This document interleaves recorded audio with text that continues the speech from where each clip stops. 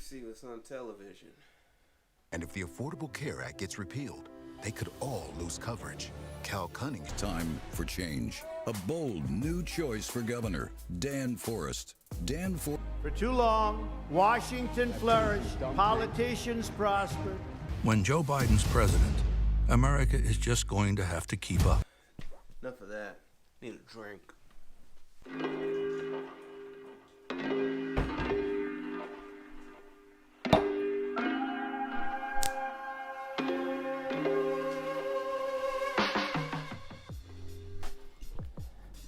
Now that we know where those departments line up and some of those offices, both on the federal, state, and local level that line up in those offices, we got to talk about how these candidates are divided. So they are divided by political party. Now, a lot of people talk about, oh, you know, we have a two-party system. Oh, you got to be either Democrat or Republican. But actually, there are more than two parties that are active in our nation currently. Well, technically, if you count independent, there's a fifth party, because you really don't have to even line up with any of the four. So I personally register as an independent. And the reason I register as independent is because when it's time to vote in a primary election, that's where you're gonna choose who's gonna run for the office. If you're registered as independent, you get to choose whatever ballot you want.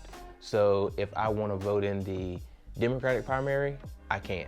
I go in, I ask for a Democratic primary ballot. If I wanna vote for a Republican primary ballot, I say, okay, give me the Republican one.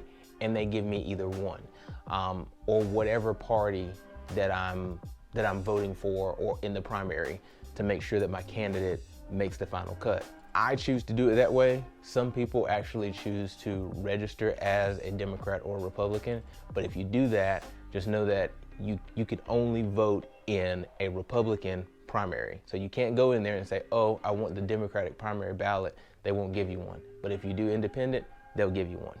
When it comes to these political parties, what are their platforms? What do they stand for? So let's start with the Democratic Party.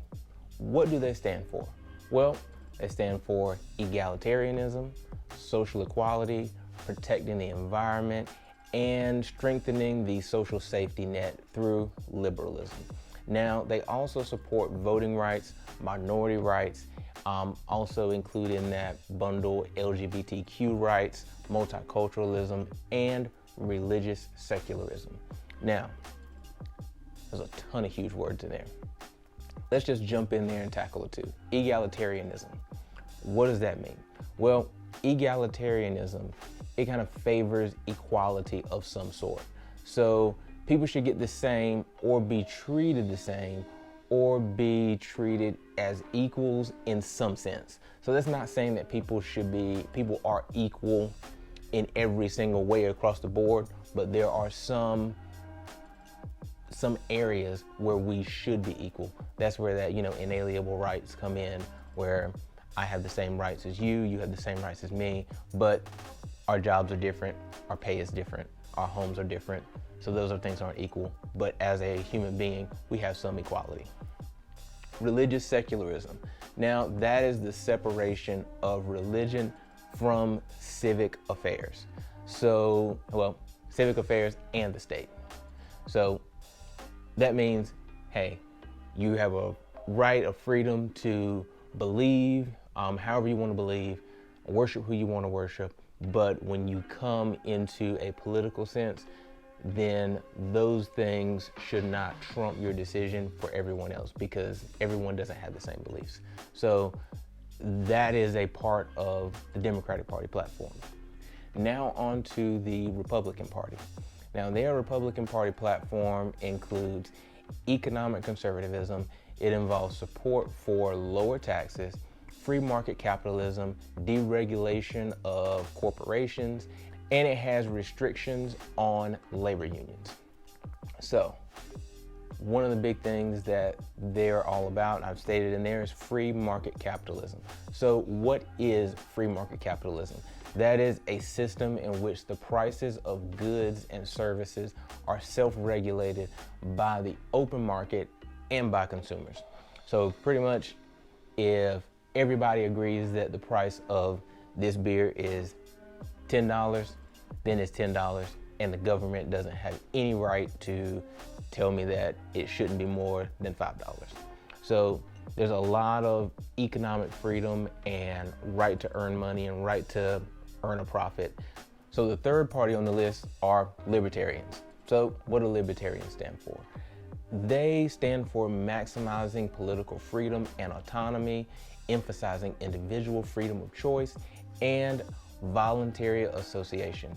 They also promote civil liberties, non-interventionism, laissez-faire capitalism, and limiting the size and scope of the government.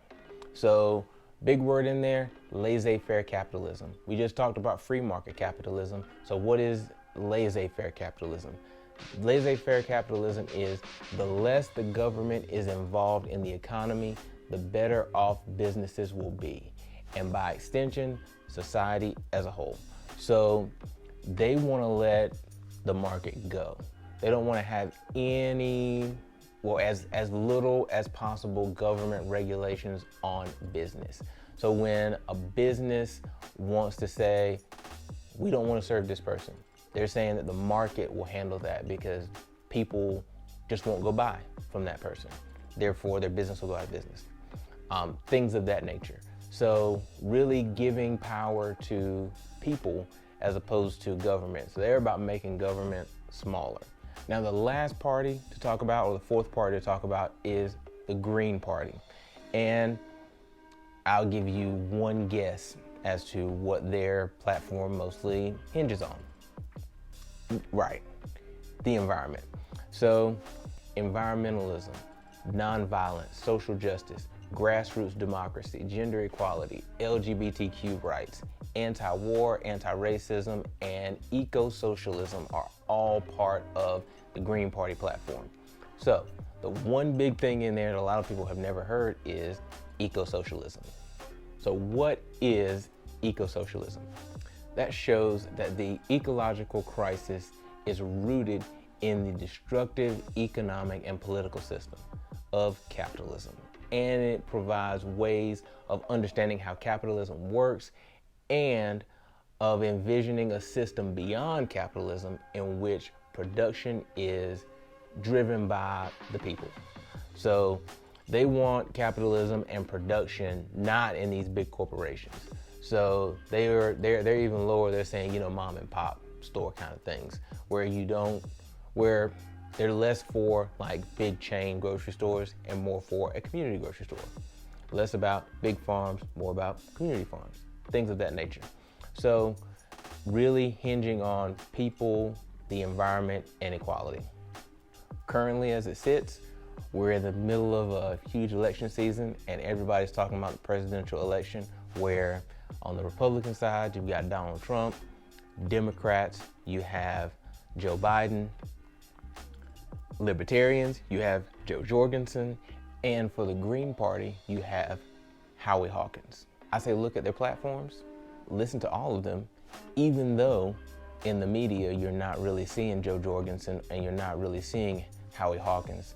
I would say still go to their website, look at what they're saying, and process those choices too, because they're on your ballot for a reason. So if they're on the ballot, they're up for your vote, and you have a responsibility to research and see what they stand for. So I know what you're thinking already.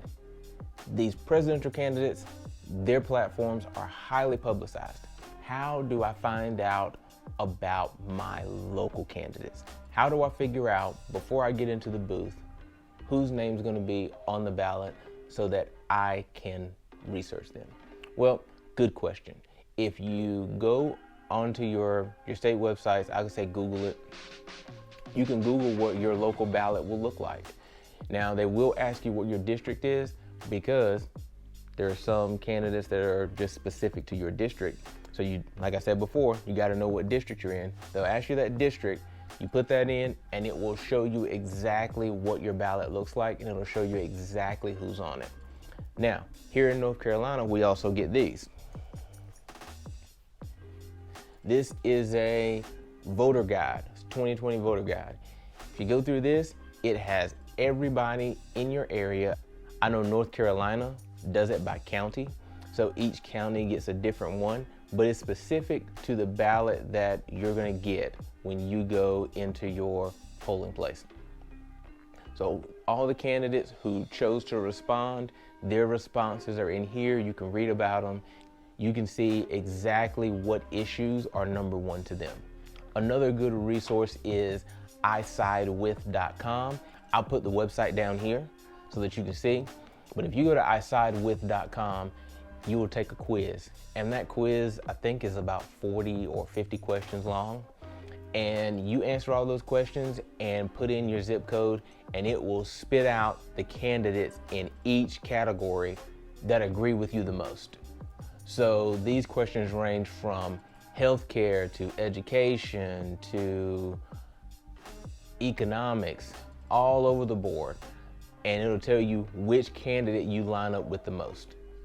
Once you get the printout of what candidates in your district you line up with the most, you can even take it further. You can say, well, education is a really big issue for me, and that's mainly what I want to be voting on. You can go right into a further question. It'll give you like 20 or 30 more questions specifically on education to even narrow it down further on which candidate thinks the same way as you when it comes to that issue.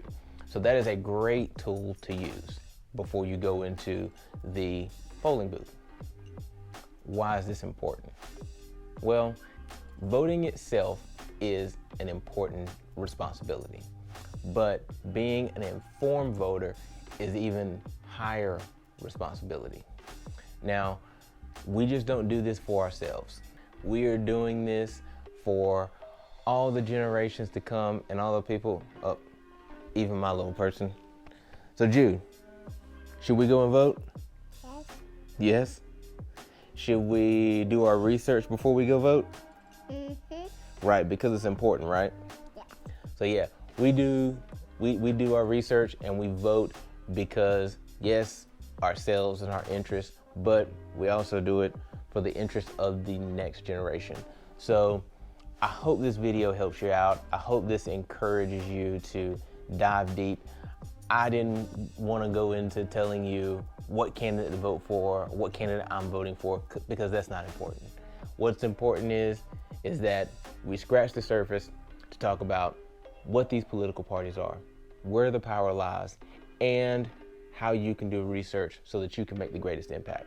So, as you go out and vote, good luck and cheers. Cheers. Right, I know.